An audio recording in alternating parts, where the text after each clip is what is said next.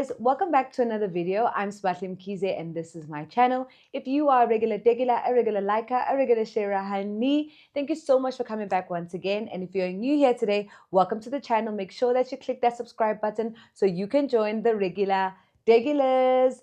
Okay, my love, so today I'm back with another video in partnership with Moreland University. And today I thought, let me share some advice or a guide for current Moreland University students, or if you are thinking about enrolling soon, this could be a really good guide for you just to know what to expect and how you can navigate your TEACHNOW or your master's journey. So I've put together a few points that I feel like really helped me navigate my time at Moreland. And this was quite a while ago, 2022. But I feel like with that and the experience I have now, I definitely feel like I have some good advice and some guidance to help you make sure that you succeed when you complete your course. So once again, like I said, Moreland does offer a TEACHNOW preparation certificate, which is the one I completed. I did it in 9 months. There is also a master's program that you can complete in 12 months. So both are very similar in the way that the modules are the same, but obviously the modules that are master's related do continue on after the 9 months. So I'm going to be chatting about my experience doing the TEACHNOW preparation certificate. Okay, so if you want to hear more about this, stay watching. Definitely comment in the comment section if you are currently a student or you're thinking about enrolling, how far are you in the program right now, etc., etc. So let's get talking in the comment section. Okay, so the first thing is that I want you to make sure that you understand the pace of the Moreland courses. Now, if you don't know already, Moreland is not like any other university where you have to wait every semester to enroll and register. You can actually start whenever you're ready. There are new cohorts or new groups starting every single month.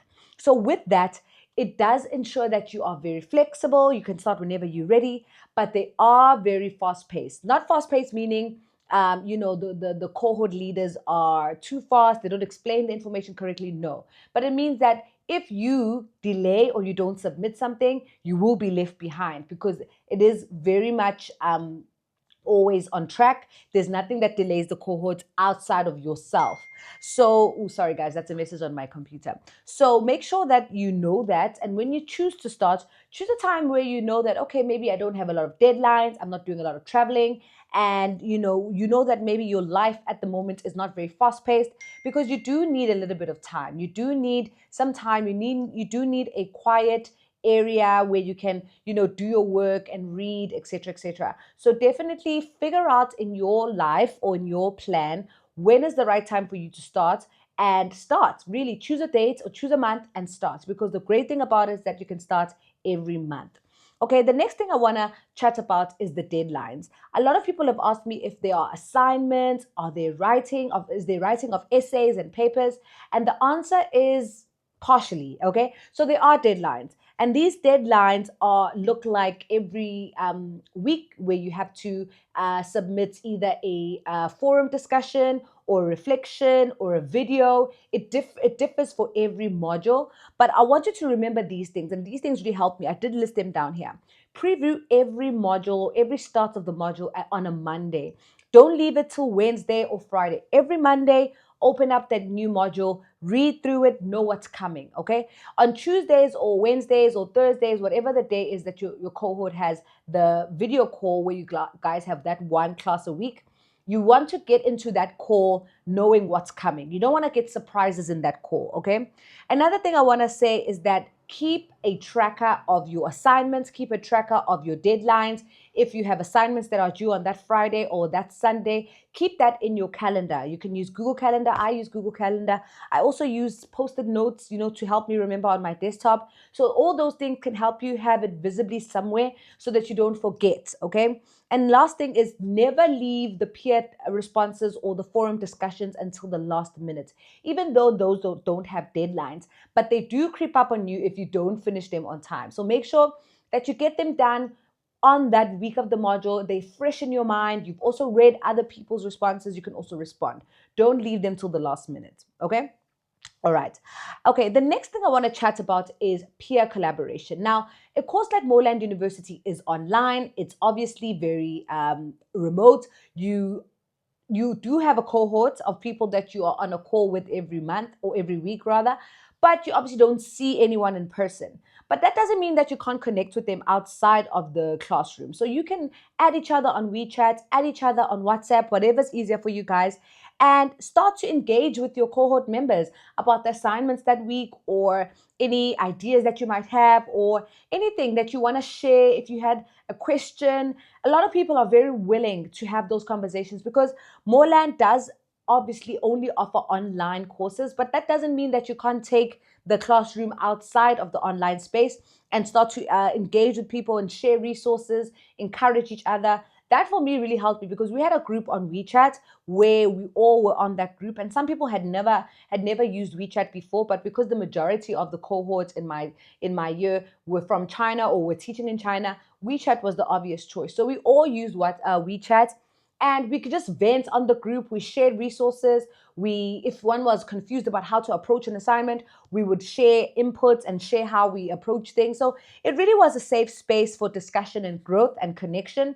So I definitely encourage you to do that as well. If you are currently in a cohort that doesn't really chat and doesn't really engage with each other outside of the online space, I would suggest that you guys do a WhatsApp group or WeChat group, whatever the case may be, so you guys can actually connect. Also use the feedback tools that the platform already has to connect and have discussions as well. All right. Another thing I want to chat about is preparation for your pracs. Okay, a lot of people do this where they don't prepare ahead of time. They kind of leave it till the last few weeks, because it is the last module, right? But I think it's a good time at the beginning to start thinking about who's going to be your mentor. Look around your workspace if you are currently enrolled or rather working in a school. Who could be your mentor in the school? Because you do need someone who's going to be giving you feedback on your classes that you're going to be recording. Also, communicate early with the school leadership. Let them know, guys, I've just enrolled in Moreland University. At the end of the course, I will be doing some some practicals that I will need to shoot videos of. So get some consent from parents if you need consent, from the leadership. Keep a file of all your lesson plans. Keep everything, in like a nice way that you can have it organized, so that when it's time to produce all of that later, you have it ready. Don't leave it till the last minute. Okay. Also, when you're recording your observations, make sure that you are getting a good device to do it on. If you don't have a phone, sorry, a camera, you can definitely use your phone, but just make sure that you shoot it in landscape, and get a tripod. A lot of people leave tripods and all of that till the last minute. Get that done, or rather get that soon. Start practicing, start taking videos before the actual time you need to take videos, so that by the time you are taking videos for your observations or for your practicals, you've already mastered the angles, you've already mastered the sound. You're not starting to learn how to edit at that point. So start getting get those systems in place, so that it's easier for you at the end, because it is a lot. It's quite a lot of videos that you need to do at the end, which I love as someone who is always on camera and shoots videos. But some people who aren't very comfortable with it, I would say start early. Start taking videos of your class and sharing them with parents. I know that a lot of schools encourage teachers to take videos, but obviously you can't take videos of yourself. So get a tripod and, work on speaking and projecting your voice so you can hear yourself on camera. All right. Another thing I want to chat about is also managing your workload. Okay. So this one was quite important for me, because at the time I was transitioning over I was rather in a kindergarten, looking to transition over to a primary school. So I knew that I had to pass this module or pass this course in 9 months. I had no space or no time for delays. I needed to get my TEACHNOW preparation certificate as soon as possible. I also was at the time looking for a job. I was also going through it, and the current workplace just wasn't very happy. So a lot was going on internally, and I had my YouTube that I had to manage as well. So a lot of it felt like it was too much to handle all at once. So it's super important to have some systems in place that where you stay organized, you make sure that you are blocking out small chunks of the day to do your schoolwork.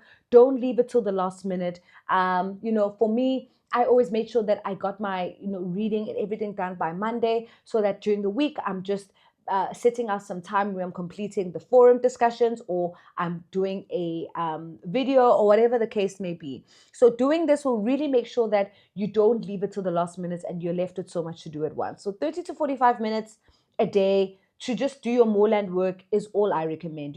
If you have more time, great.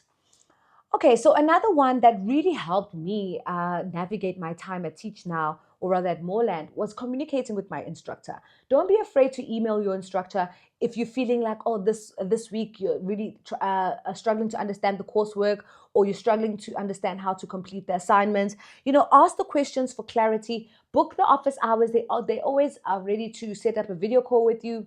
Email them if you don't want to have that video call. If you have some sort of deadline elsewhere that you are currently trying to do, and you have your Moreland work and maybe you're not going to be able to submit Moreland work on time, communicate to them ahead of time. Don't leave it till the last minute. They are very understanding people. They are also humans. They've also gone through studying online, so they know that life happens. So communicate with them. Don't be afraid to reach out to your instructors. Okay, and then the last thing I want to chat about is saving all your work in one place. Now, this one was quite important for me because I've actually saved all of my stuff, and I still have all my stuff from when I was studying at Moreland. And another great thing is that I can still enroll, or rather not enroll, I can still log onto the TEACHNOW platform where all the resources they had were. So I sometimes go back and have a look at them, and they kind of help me in my current job when I need some information about different strategies or techniques that I learned there. Just to refresh myself, I can go back there. But I also have saved all of my assignments, all my teaching videos on Google Drive. So I would recommend the same. Save your work, save your lesson plans, save your videos, save your reflections and assessments. Save that all in one place, because that's going to be a really good resource for you to go back and look back on when you need a refresher, or you need to share something, or you are doing a professional development workshop. A lot of the stuff that I learned can help other teachers. So I feel like that could also be a really good resource for you, a tool for you to position yourself in your school as someone who can, facilitate professional development workshops for other teachers based off what you've learned at Moreland University, because a lot of it can be shared, can be a resource that could help other teachers. Yeah, and then guys, lastly, give yourself grace. Honestly, this is going to be a balancing act of studying, working, and lifing all at the same time. But let me tell you, it's possible. Give yourself grace when there are days or weeks where it's feeling like it's a little heavy, it's too much to do. Give yourself grace, rest, listen to your body, but also put in that work, sacrifice that time to put in the work so that you can complete it in the time that is allocated. All right. So yeah, guys, I hope this video was helpful. I hope that if you are currently enrolled, this kind of gives you a nice little way to, navigate your coursework and your modules. And if you are thinking about enrolling, this is going to give you just a little bit of insight of what to expect. So yeah, I hope you guys enjoyed it. Share it with other teachers. Give it a big thumbs up, and also check out the link in my description box for Moreland University. If you're curious about them, who is this university? How do I enroll with them? What do they offer? Check out their website. They explain everything well there, and have a look at their modules. See if that is what you are interested in. If you are ready to kind of take your teaching to the next level, I highly recommend them. Or if you're thinking about shifting careers or changing careers and moving into the teaching space, this is a good start to get a qualification, because it does offer you that qualification that will give you international recognition, and so you can apply to any schools abroad. So yeah, thank you so much for watching, my loves. I will see you guys in the next one. Bye.